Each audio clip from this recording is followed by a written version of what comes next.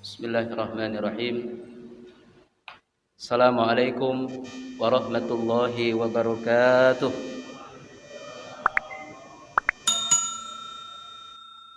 Alhamdulillahilladzi khalaqas samawati wal ard. Khalaqal samawati wal ard minha arba'atun hurum dzalikad dinul qayyim. Asyhadu an la ilaha illallah wahdahu la syarikalah wa asyhadu anna Muhammadan abduhu wa rasuluhu la nabiyya ba'dah. Allahumma shalli wa sallim wa barik ala sayyidina Muhammadin wa ala alihi wa ashabihi ajma'in, amma ba'du. Faqala Allah ta'ala fi kitabihil karim, a'udzu billahi minasy syaithanir rajim, walladzina idza fa'alu fahisatan aw dzalamu anfusahum dzakarullaha fastaghfaru lidzunubihim wa may yaghfiruz dzunuba illallah wa lam yusirru ala ma fa'alu wa hum ya'lamun ulaika jazaohum maghfiratun min rabbihim wa jannatin tajri min tahtihal anhar khalidina fiha wa ni'ma ajrul 'amilin. Shadaqallahul adzim. Al-muhtaramin, para alim, para ulama, para asatid yang kita hormati, seluruh jajaran takmir Masjid Al-Azhar, Bapak Ibu, para jamaah yang dimuliakan Allah Subhanahu wa taala. Kembali kita bersyukur kehadirat Allah Ilahi Rabbi. Kita sudah selesai menunaikan salat subuh berjamaah. Mudah-mudahan seluruh rangkaian amal ibadah kita diterima oleh Allah Subhanahu wa taala.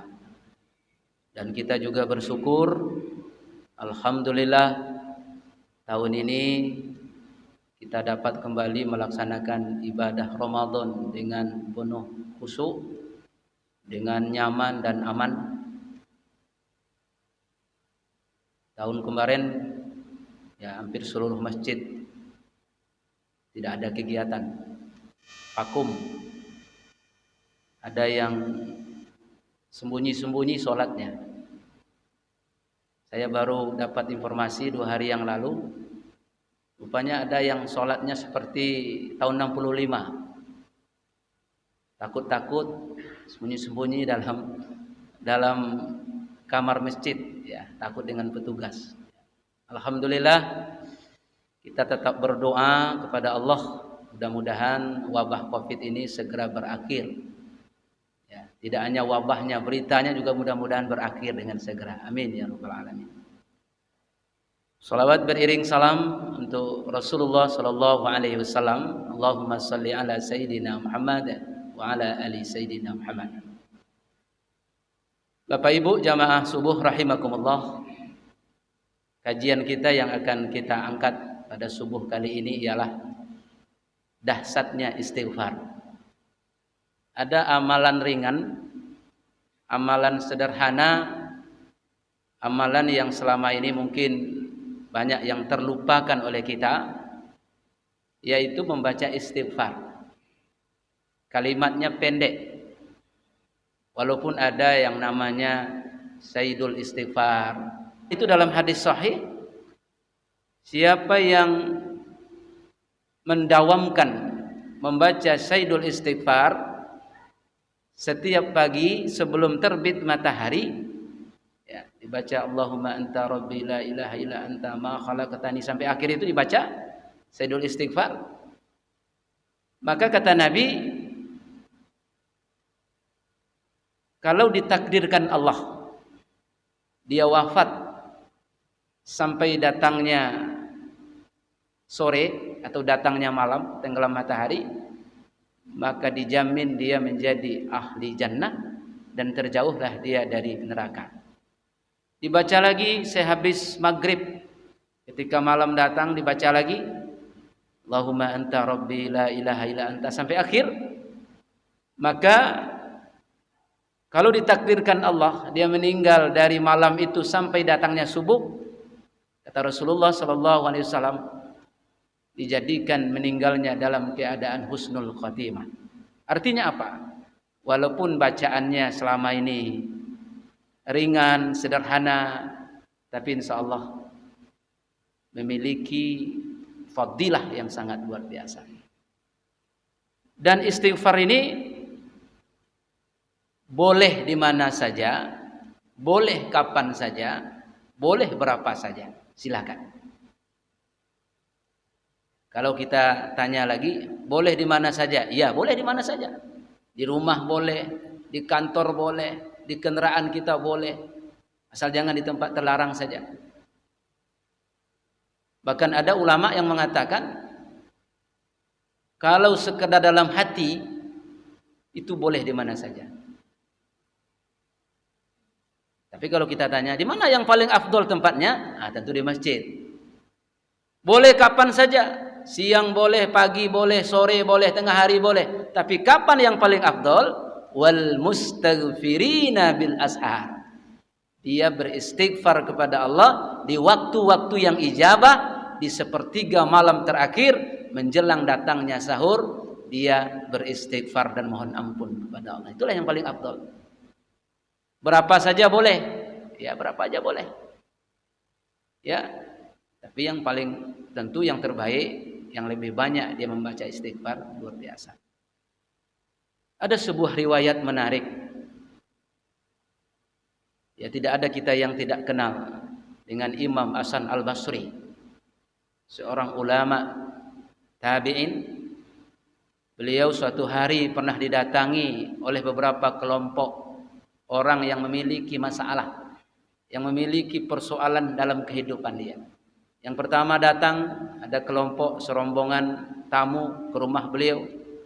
Beliau mengadu, "Wahai Imam, di negeri kami sudah lama terjadi paceklik, sudah lama hujan tidak turun, kebun-kebun kami sudah kering, sumur-sumur tidak lagi mengeluarkan air, onta-onta kami sudah kurus, domba pun tidak lagi menghasilkan air susu. Tolong berikan kami amalan, kami sudah berdoa kepada Allah, tapi belum diturunkan hujan oleh Allah. Beri kami amalan wahai Imam." Imam Hasan Al-Basri tersenyum. Beliau menjawab dengan dua kalimat saja. Kata beliau, "Aktsiru maghfirah wa qulu astaghfirullah." Banyak-banyaklah engkau minta ampun, banyak-banyaklah engkau bertobat kepada Allah, dan selalulah membaca astaghfirullahaladzim. Itu tamu pulang. Kemudian datang lagi rombongan yang kedua. "Wahai Imam, kasih kami amalan. Kami telah berikhtiar, kami telah berusaha, kami telah berdoa. Sudah lama kami berkeluarga, sudah lama kami menikah, tapi sampai hari ini kami belum diberikan zuriat dan keturunan. Berikan kami amalan." Imam Hasan Al-Basri tersenyum. Beliau menjawab tidak berubah, "Aktsiru maghfirah wa qulu astaghfirullah." Banyak-banyak engkau minta ampun kepada Allah, bertobat kepada Allah, kemudian ucapkan selalu astaghfirullah, astaghfirullahaladzim. Datang lagi rombongan yang ketiga. "Wahai Imam, kasih kami amalan. Sejak dulu kami berusaha, sejak dulu kami bekerja. Kami ingin jadi orang kaya seperti Fulan bin Fulan." Ditunjuk orang yang paling kaya di kampung itu. Tapi sampai hari ini Allah belum kurniakan kepada kami harta dan kekayaan. Beri kami amalan wahai Imam. Imam Hasan Al-Basri tersenyum. Kemudian beliau memberikan amalan. Tidak berubah juga. Aktsiru maghfirah wa qulu astaghfirullah. Selalulah engkau banyak-banyak minta ampun kepada Allah. Kemudian selalulah membaca astaghfirullahaladzim. Setelah ketiganya pulang, bahkan ada yang mengatakan 4 kelompok yang datang. Satu lagi mengadukan dia punya penyakit. Setelah semuanya pulang, salah seorang murid Imam Hasan Al-Basri bertanya, "Wahai Imam, wahai Tuan Guru, tadi datang kepada engkau orang mengadu. Tiga-tiganya punya masalah. Masalahnya berbeda-beda. Yang satu ingin mengatakan agar turun hujan di kampungnya. Yang satu lagi ingin dapat keturunan. Yang satu lagi ingin dapat harta dan kekayaan. Kenapa jawabnya cuma satu?" engkau suruh mereka memperbanyak istighfar dan memperbanyak membaca astagfirullah. Akhirnya Imam Hasan Al-Basri tersenyum kepada muridnya, bukankah tadi sudah engkau dengar? Mereka sudah berikhtiar, sudah maksimal usahanya, bahkan sudah berdoa. Tapi ada sesuatu yang menyangkut, menghalangi hijab mereka tidak terbuka dengan Allah. Apa itu? Masih ada dosa di hati mereka, sehingga Allah belum memperkenankan permintaan mereka. Dan sebenarnya, kata Imam Hasan Al-Basri, itu bukanlah cakap saya, itu bukanlah jawaban saya, tapi sudah ada dalam Al-Quran. Silakan engkau buka surat Nuh. Muridnya buka surat Nuh. Kata Imam Hasan Al-Basri, coba lihat ayat yang ke-10. Betul, rupanya kisah Nabi Nuh ini sangat menarik juga. Dalam riwayat diceritakan kisah Sul Anbiya, 950 tahun beliau berdakwah. Macam-macam bentuk dakwah yang beliau sampaikan. Ada dakwah yang diam-diam, ada dakwah yang terang-terangan, ada dakwah yang lembut, ada dakwah yang agak keras. 950 tahun, tak berapa orang pengikut beliau. Termasuk anaknya Kan'an, tak bisa diajak. Termasuk umat Nabi Nuh ini banyak yang kufur, banyak yang keras kepala. Dalam cerita Nabi Nuh, dalam kisah Nabi Nuh ada dua yang ditangiskan Nuh. Pertama, dia menangis umatnya sangat susah untuk diajak dakwah, diajak kepada Allah. Yang kedua, Nuh ini pernah memiliki suatu kesalahan. Lewat seekor anjing di depan beliau. Anjing itu sudah begitu sudahlah kulitnya habis semua, banyak kudis, banyak kurap. Akhirnya ketika itu tercelalah oleh Nuh alaihissalam.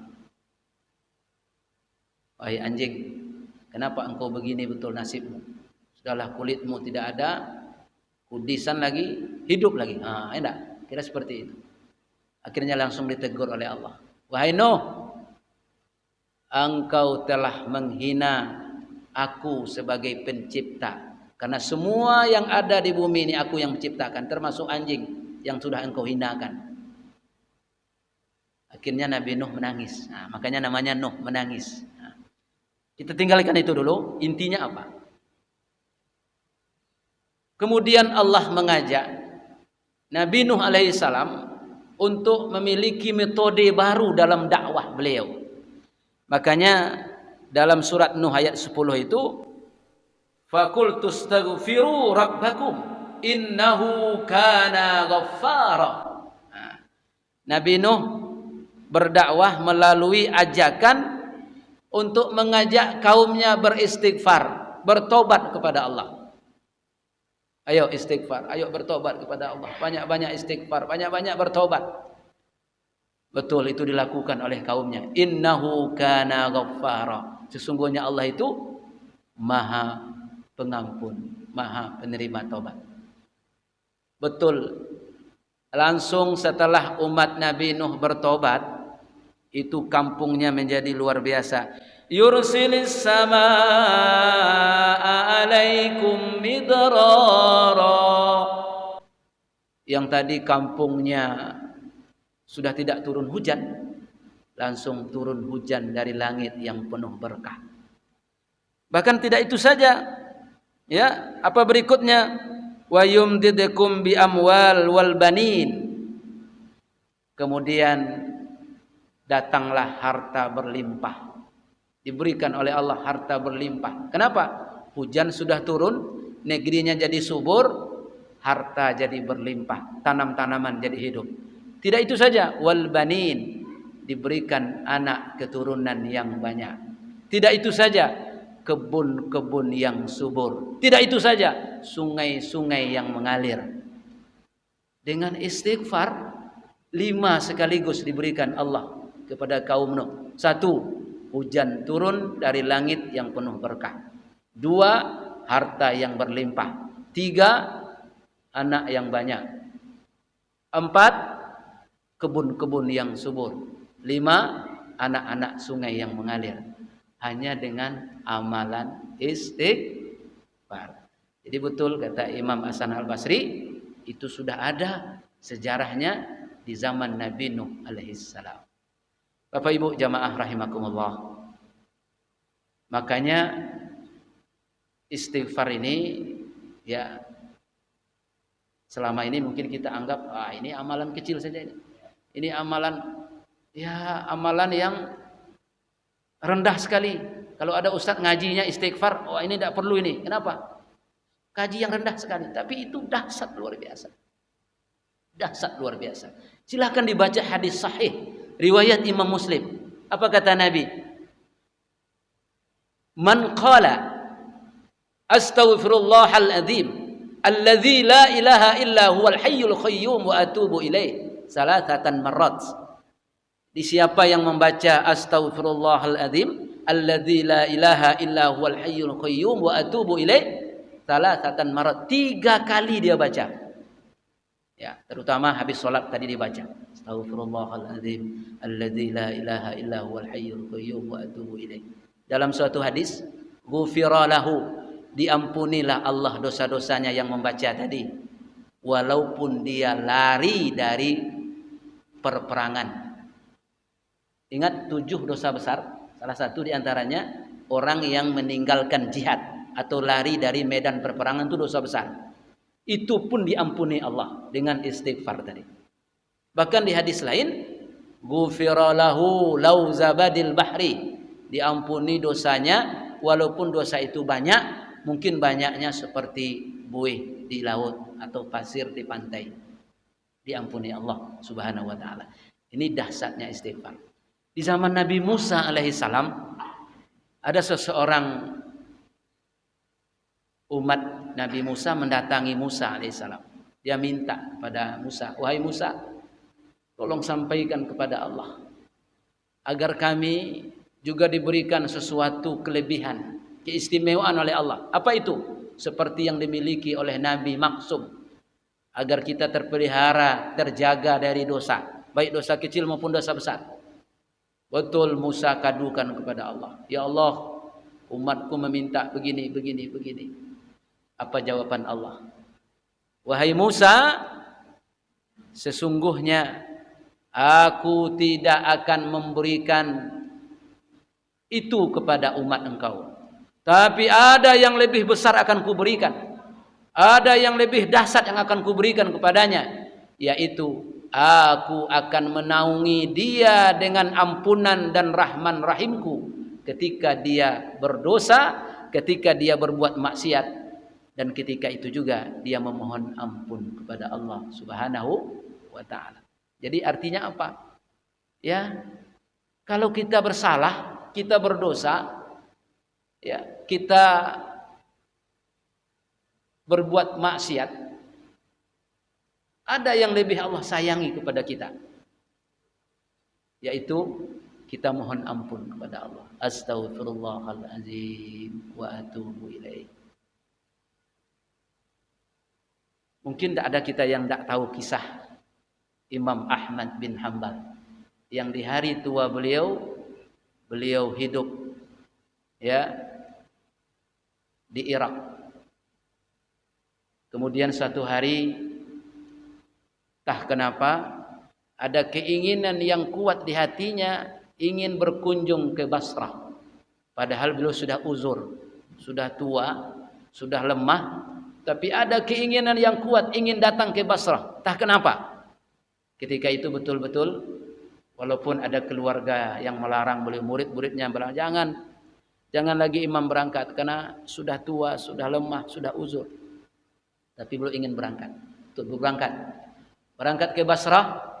Sampai di Basrah karena sudah malam, beliau sholat di sebuah masjid. Setelah sholat berdoa, berzikir, kemudian beliau ingin menumpang istirahat di masjid di Basrah, bukan Masjid Al-Azhar Pak, Masjid Basrah, bukan ini.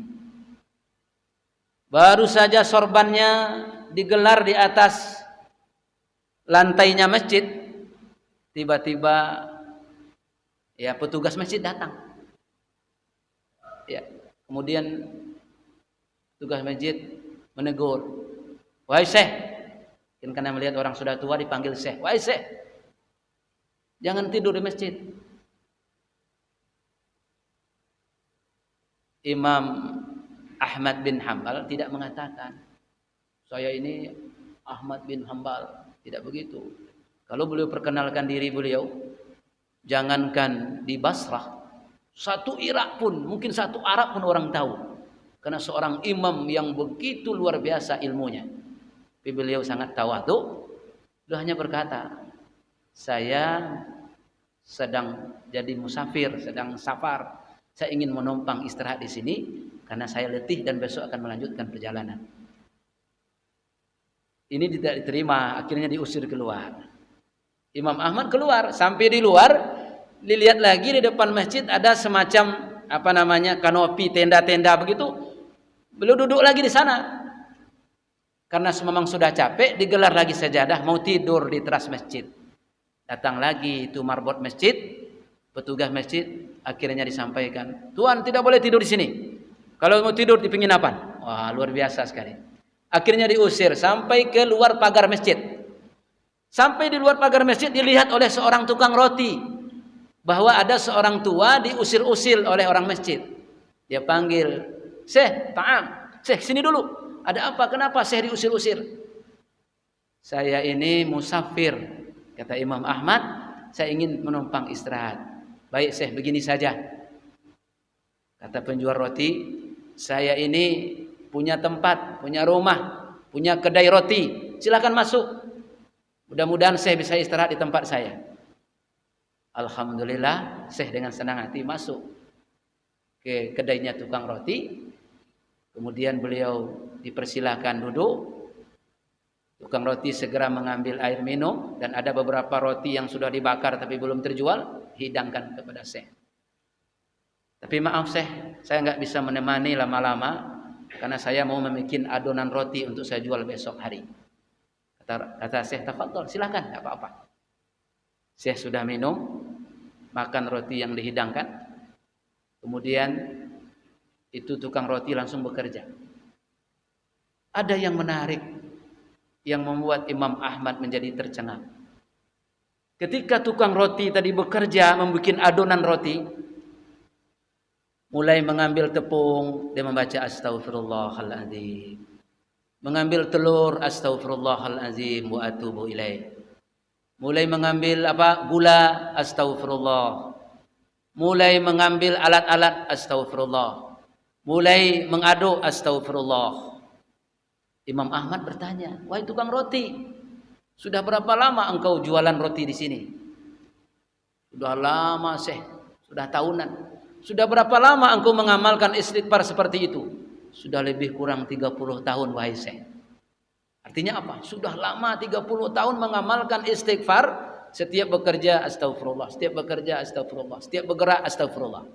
Tidak berhenti.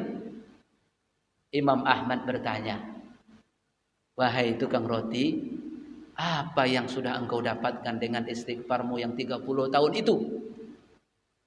Dia mendawamkan istighfar 30 tahun tidak berhenti.